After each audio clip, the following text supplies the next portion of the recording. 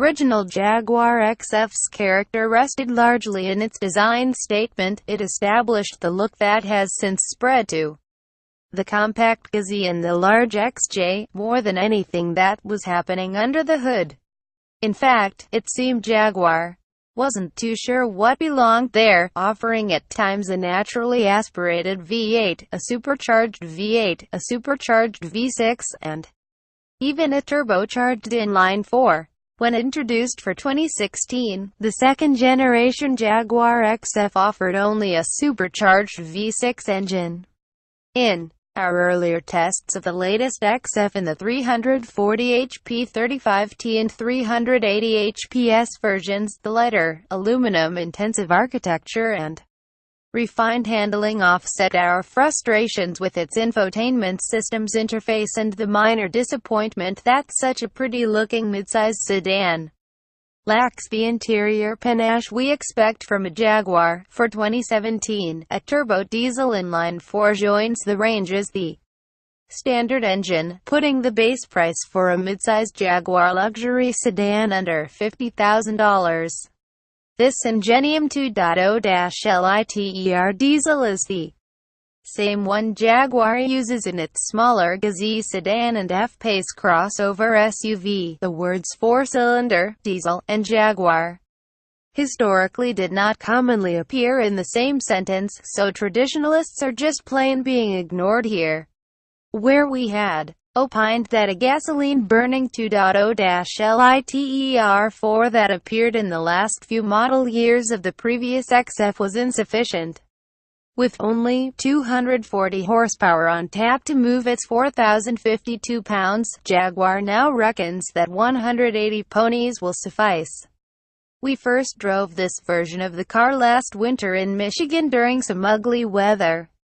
We could tell that all-wheel drive, which inflates the bottom line by $3,000, was working hard to distribute torque and maintain traction in the snow and slush. It's a task, because this little power plant spits out a stout 318 pounds-feet of torque, which works well with the 8-speed automatic transmission to disguise the reality of a modest engine charged with moving 2 tons of car. Once we'd crawled through the messy side streets to plowed highways, though, it became clear that this XF was going to make for one of the slower $69,000 car experiences of our lives.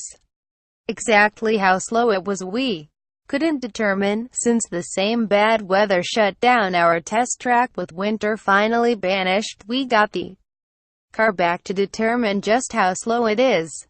We now can confirm that the XF20D is get your luxury sedan spanked by Grandma's 4-banger Camry slow, taking 8.7 seconds to achieve 60 miles per hour and 16.6 seconds to cover a quarter mile at 84 miles per hour. The XF20D lands right where you'd expect it to in Jag's diesel range, quicker than the heavier F-Pace, slower than the lighter Gazzy. You've got to have the mentality to drive a slow car fast to justify the R-Sport trim it brings.